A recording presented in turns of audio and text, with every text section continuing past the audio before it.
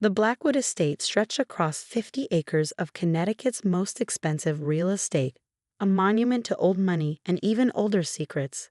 I adjusted my Patagonia vest, a deliberate choice over the Savile Row suits my grandfather preferred, as I drove through the iron gates in my Tesla Model 3, another small rebellion against the family's love of vintage Rolls-Royces.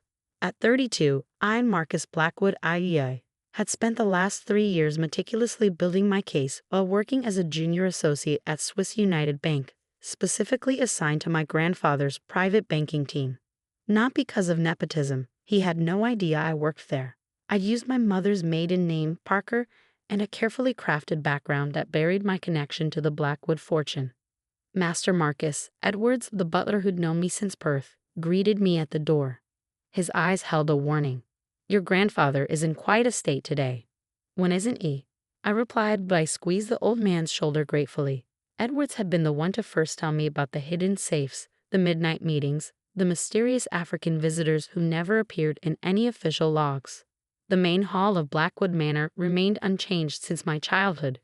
Persian rugs worth millions, old masters' paintings that belonged in museums, and the overwhelming sense of wealth acquired through means best left unquestioned. My grandmother Eleanor sat in her usual spot in the conservatory, tending to her prize-winning orchids. "Marcus, darling." She kissed my cheek, her Cartier bracelet catching the morning light. "He's in the study. Do try to be diplomatic." Like he was when he cut off Mom from marrying a public defender. Pain flickered across her perfectly maintained features. My mother, Elizabeth Blackwood, had been exiled from the family 15 years ago for choosing love over money. She died 2 years ago, never reconciling with her father, never knowing I'd taken a job at his bank to uncover the truth about the fortune that had torn our family apart. "Your grandfather has his reasons," grandmother murmured, but she wouldn't meet my eyes. She knew more than she let on. She always had. I found him in his study, a room that reeked of leather, cigars, and power. Marcus Blackwood Sr., at 78, still cut an imposing figure behind his mahogany desk. His steel gray hair was immaculately styled, his bespoke suit probably cost more than most people's cars, and his signet ring gleamed as he gestured for me to sit. "You're late," he growled. "Traffic on the I-95. I remained standing, enjoying the small flicker of annoyance in his eyes. "I assume you know why you're here. Enlighten me." He slammed a folder onto his desk. "Care to explain this?" I picked it up, already knowing what I'd find, an anonymous tip to the board of Blackwood Enterprises about certain irregularities in the company's African diamond operations. I'd sent it 3 days ago. "Looks like someone's doing their due diligence," I replied mildly. "Due diligence?" His voice rose. "Some bleeding heart activist is trying to destroy everything I've built, and you're talking about due diligence. Isn't that what you taught us? Always verify your investments." His eyes narrowed. "You know something about this." "I know lots of things, grandfather. Like how the Blackwood Foundation's charitable works in Sierra Leone are actually fronts for buying conflict diamonds. Or how those diamonds are laundered through shell companies in Dubai before entering the legitimate market via our Swiss subsidiaries." The color drained from his face. "How dare you?" "I dare because my mother died thinking she was the family failure, because she spent 15 years believing she'd chosen wrong, when really she was the only one who chose right." He stood, his chair scraping back. "I've indulged your little rebellions, the environmental law degree, the Tesla, the charitable donations to those ridiculous climate change organizations. But this?" He pulled out another document from his desk. "This ends now." "Let me guess. You're cutting me off." "Not a penny," he snarled. "Not from the trust, not from the company, not from my will. You'll be nothing, just like your bleeding heart father." I smiled and pulled out my phone. "Then you won't need the millions in your secret Cayman accounts, the ones you used to pay off government officials in West Africa. Would you like to see the transfer records?" "Impossible," he whispered. "Those accounts are completely hidden. Not from your private banker's assistant, or should I say, not from Marcus Parker, who's been handling your transactions for the past 3 years. He fell back into his chair. "You worked at Swiss United Bank under Mom's maiden name?" "Yes." "Documented every illegal transaction?" "Also yes." "Built relationships with your various partners who were more than happy to turn on you to save themselves?" "Absolutely." "Why?" The question seemed torn from him. Because Mom died thinking she was wrong to choose integrity over wealth. Because Dad spent 15 years watching her cry over the family that abandoned her. Because somewhere in this mansion is my grandmother, tending her orchids and pretending she doesn't know her husband's fortune is built on blood diamonds and broken lives. I placed a USB drive on his desk. Everything's here. Every transaction, every shell company, every bribe and smuggling operation. The board of Blackwood Enterprises has a copy. The FBI has a copy. And in about, I checked my watch, 30 minutes, the Financial Times will have a copy. You'll destroy this family, he growled. No, grandfather. You did that 15 years ago when you chose diamonds over your daughter. My phone buzzed. A message from Sarah Chin, my colleague at the bank and fellow whistleblower. FBI just entered the Swiss United offices. Operation is go. Marcus, my grandfather's voice had lost its edge, turning almost pleading. We can fix this. Whatever you want, double your trust fund, control of the European operations, anything. I want my mother back, I said quietly. I want the last 15 years undone. I want the families in Sierra Leone to have their lives back. Can you give me any of that? The study door opened and grandmother entered, her usual poise shaken. The FBI is at the gates, he said. What have you done, Marcus? What you should have done years ago, grandmother. Told the truth. She sank into a chair, her hand trembling as she touched her pearl necklace, another gift bought with blood money. I tried to protect her. Elizabeth, I sent her money. I know, I said gently. She never cashed the checks. Said she'd rather be poor with a clear conscience than rich with a dirty one. Grandfather reached for his phone, probably to call his army of lawyers, but I stopped him. They already have everything. The only question is whether you'll do the right thing for once in your life and cooperate. The right thing, he scoffed. I built an empire. I gave this family everything. No, I corrected him. You gave us wealth. Mom gave us values. I know which inheritance matters more. Through the study windows, we could see FBI vehicles approaching the mansion. Edwards was already opening the front doors, his loyalty to justice finally outweighing his loyalty to his employer. The board will be meeting in an hour, I told them. They'll vote to remove you and install independent oversight. The diamond operations will be audited and reformed. The legitimate parts of the business will survive, but the dark money ends today. And you, grandmother asked softly, what happens to you? I go back to my environmental law practice, live in my modest apartment, drive my Tesla, try to undo some of the damage this family's fortune has caused. Grandfather stood slowly, suddenly looking every one of his 78 years. You're really willing to walk away from billions. I walked away the day I took that job at the bank. Everything since then has been about justice, not money. The FBI agents were in the hall now. I could hear Edwards directing them to the study. Before they entered, I turned to my grandparents one last time. Mom used to say that real inheritance isn't what's in the will, it's what's in the heart. She died thinking she failed as a Blackwood, but she succeeded as a human being. I choose her legacy over yours. As the agents entered, reading rights and producing warrants, I stepped back and watched the empire crumble. My phone buzzed again. The Financial Times story was live. Blackwood Enterprises implicated in global diamond smuggling operation. Whistleblower exposes decades of illegal trade. Grandmother caught my arm as I turned to leave. Will you come back? After. When the truth is out, when the damage is fixed, when this house isn't built on secrets anymore. Outside, the autumn sun cast long shadows across the manicured lawns. I could see the gardeners pausing in their work, watching the procession of law enforcement vehicles. In my pocket, my phone buzzed one last time, a message from Dad. Your mother would be proud.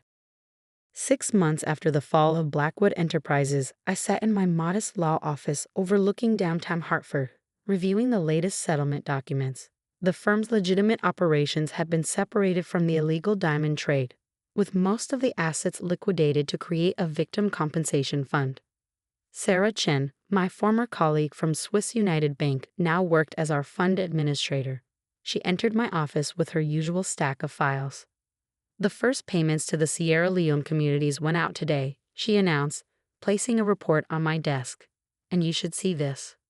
She handed me a newspaper, the Wall Street Journal. The headline read, Marcus Blackwood Sr. cooperates with International Diamond Trade Investigation, reveals global network. Grandfather finally broke, huh? I mused, scanning the article. Your grandmother convinced him, Sarah said. She's been visiting the affected communities, documenting their stories. Apparently, seeing the damage firsthand changed something in her. I thought about Eleanor Blackwood, who'd spent decades tending her orchids while an empire was built on suffering. Last month, she sold her entire collection, donating the millions to educational initiatives in West Africa. My phone buzzed. A text from Dad. Saw the journal article. Coming by for lunch? Since the scandal broke, Dad had emerged from his self-imposed exile from anything Blackwood related. He'd even started consulting for our victim compensation program. His years as a public defender providing valuable insight into how to actually help people rather than just throw money at problems. Your father's downstairs, Sarah mentioned. He brought Thai food. I found him in the building's small courtyard, looking relaxed in his familiar tweed jacket with leather elbow patches.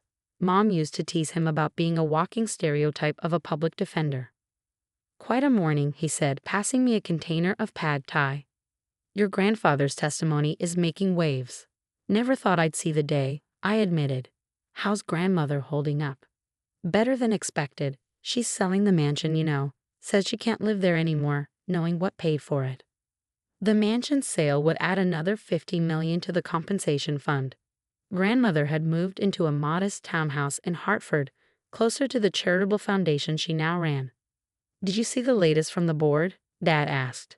I nodded. Blackwood Enterprises was being renamed and restructured, with a focus on ethical mining and community development. They'd offered me a position on the new board. I declined. Mom would have loved this, I said quietly. The family finally choosing right over rich. Dad's eyes softened. She knew you would, eventually. That's why she never fought your decision to work at the bank. She said you had her moral compass and your grandfather's determination. A dangerous combination for anyone hiding secrets. My phone buzzed again. A message from Edwards, who'd retired after the scandal but still kept in touch. Your grandfather would like to see you. He's at the new office. The new office was a converted warehouse space housing our compensation program. Gone were the mahogany panels and Persian rugs, replaced by open workspaces and meeting rooms named after affected communities. I found grandfather in the main conference room, studying a wall of photographs, faces and places representing those hurt by our family's greed. He'd aged decades in 6 months, but there was something different about him now. The arrogance had been replaced by something that looked almost like humility. Marcus, he acknowledged me without turning. Quite a change from the study at the mansion. That's the point. He nodded slowly. Your mother used to say we didn't need all that grandeur. Said it was compensation for something missing in our souls. He finally faced me. She was right. Is that what you wanted to tell me? No, he pulled out an envelope. This is. Inside was a letter, handwritten by my mother 15 years ago, never sent. It was addressed to me. My dearest Marcus, if you're reading this, then you've done what I couldn't. Face the truth about our family's fortune. Don't hate them for their choices, son. Pity them for believing wealth could replace worth. Your grandfather built his empire trying to escape poverty, but he trapped himself in something worse. Moral bankruptcy. Love, Mom. Where did you get this? My voice was rough. Found it when we were clearing out the mansion. There's more. Letters, diaries. She never stopped trying to reach us. We just stopped listening. He sank into a chair. The diamonds were supposed to make us unbreakable. Instead, they broke everything that mattered. Sarah appeared in the doorway with more files, hesitated when she saw us. Come in, Ms. Chen, grandfather said. I owe you an apology too. You risked everything to help expose the truth. I had good motivation, she replied, nodding toward me. Some people remind you that doing the right thing isn't just an option, it's an obligation. After she left, grandfather stood slowly. The investigators want me to testify against the entire network. Diamond merchants, corrupt officials, other families like ours. Will you?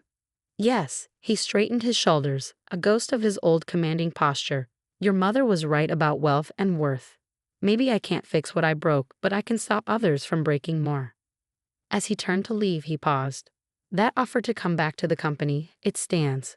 We could use someone with your moral compass. I'm needed here. I said, gesturing to the wall of faces. These people lost everything to build our fortune. They deserve more than money. They deserve justice. He nodded, understanding finally showing in his eyes. Your mother would be proud, not just of what you expose, but of what you're building from the ruins.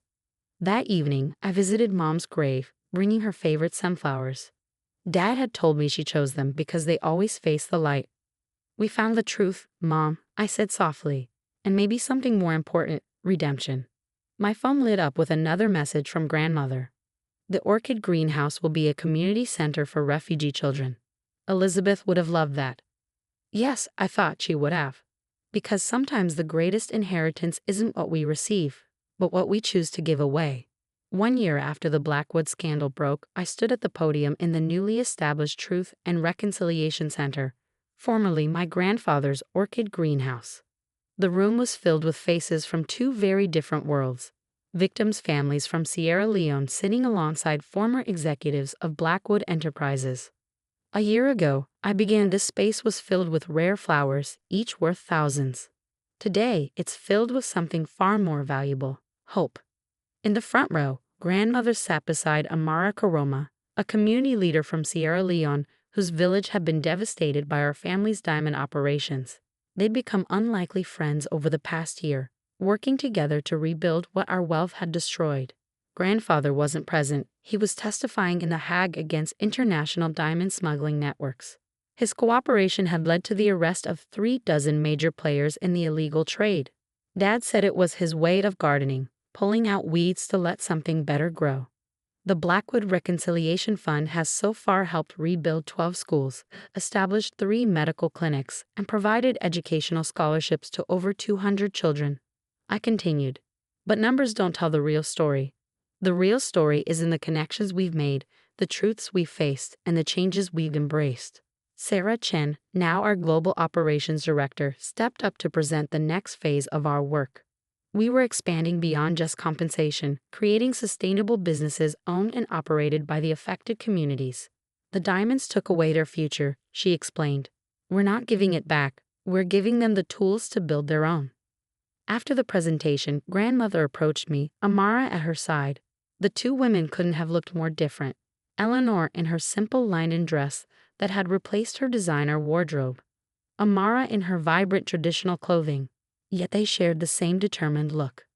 We've been discussing the mansion's grounds, Grandmother said. Amara's village needs an agricultural training center. 20 acres of Connecticut soil could teach a lot of farming techniques. Your mother loved that land, Amara added. Eleanor told me she used to grow vegetables there, before the fancy gardens took over. I remembered those days, Mom's small vegetable patch, the only part of the estate that produced anything actually useful. She taught me about composting there, about how death and decay could nurture new life. Do it, I said. Mom would love knowing her childhood home was finally feeding people instead of egos. My phone buzzed, a message from Grandfather, testimony finished, network exposed. Coming home to face whatever comes next. What came next was already in motion. The Justice Department had agreed to a reduced sentence in exchange for his cooperation, but he'd insisted on serving some time. Money bought my freedom for too long, he'd said. Time to pay a real price. Later that evening, Dad and I sat in what remained of Mom's vegetable garden, sharing a bottle of wine and memories. Remember how she used to make us eat everything we grew? He chuckled. Even those bitter eggplants. She said homegrown mistakes taste better than store-bought perfection. I smiled. Pretty good metaphor for what we're doing now. Speaking of which, Dad pulled out some papers. The new board made another offer. They want to rename the foundation after Elizabeth. I stared at the proposal, the Elizabeth Blackwood Foundation for Truth and Reconciliation. What do you think she'd say? I asked. I think, Dad replied carefully, she'd say that names matter less than actions, but she'd be proud that her family finally chose truth over appearances.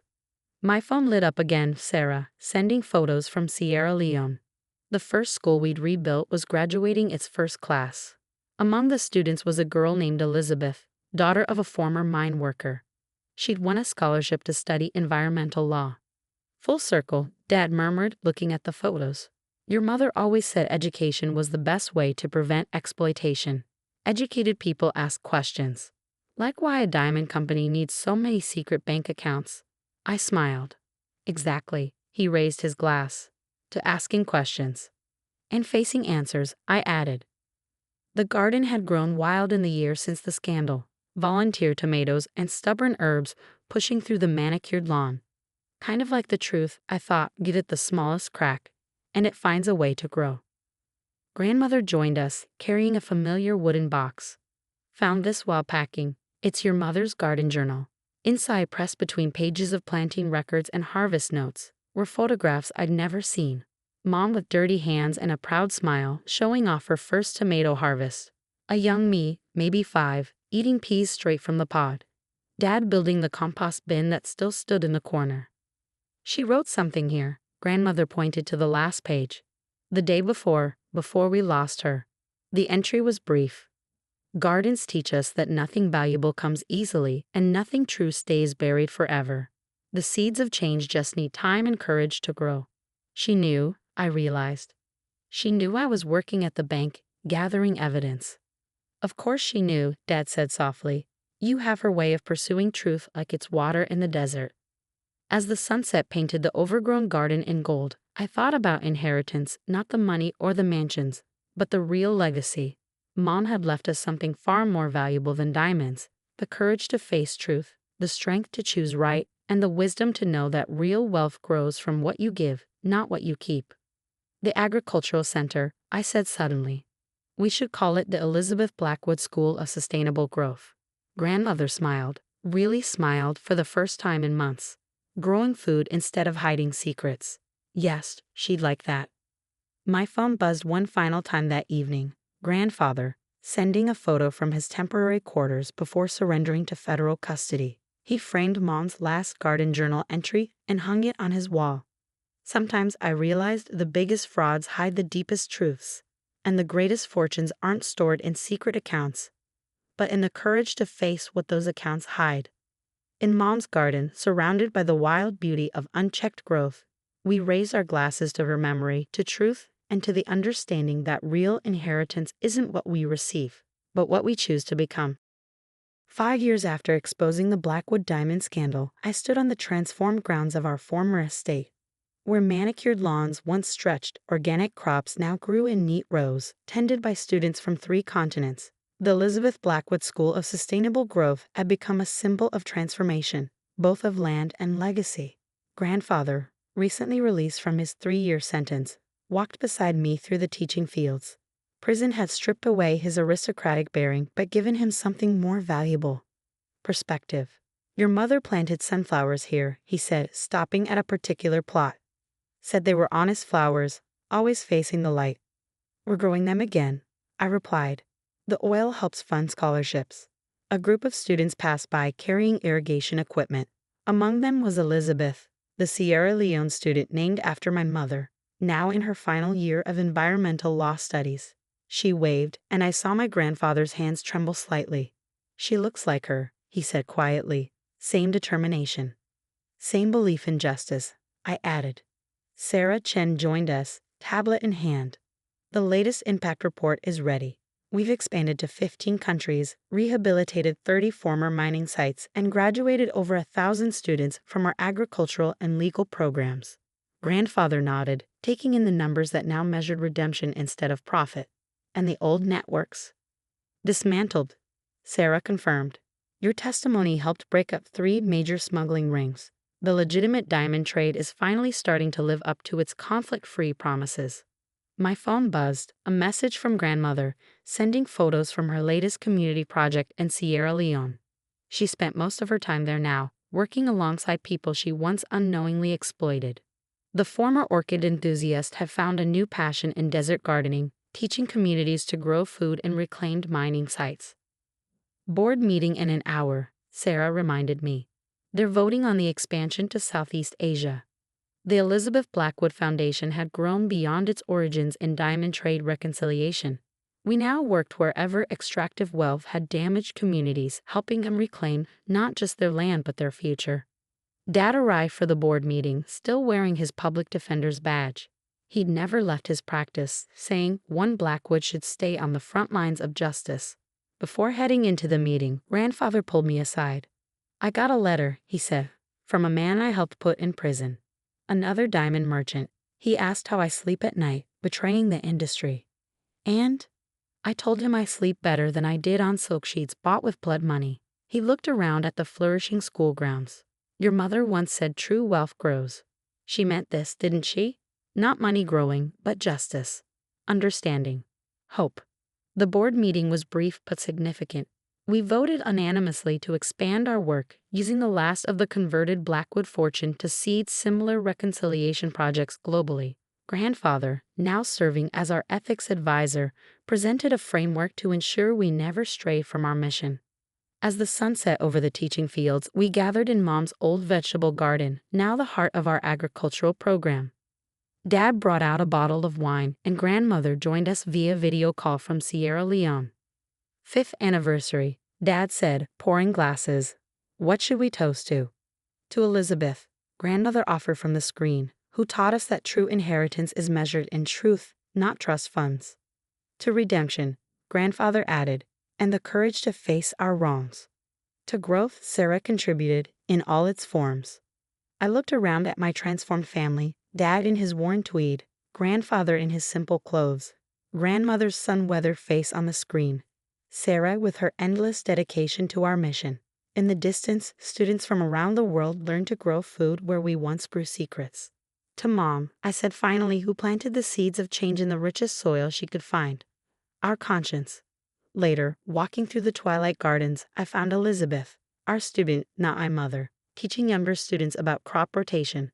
She turned and smiled, and for a moment, I saw what Grandfather meant. The same determination, the same belief in justice, the same unwavering focus on truth. My phone lit up one last time. A message from an unknown number.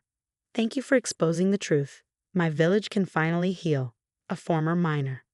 Sometimes I realized the greatest fortunes are found in the smallest moments of justice. Mom had known that all along, planting vegetables in the shadow of wealth, waiting for truth to grow.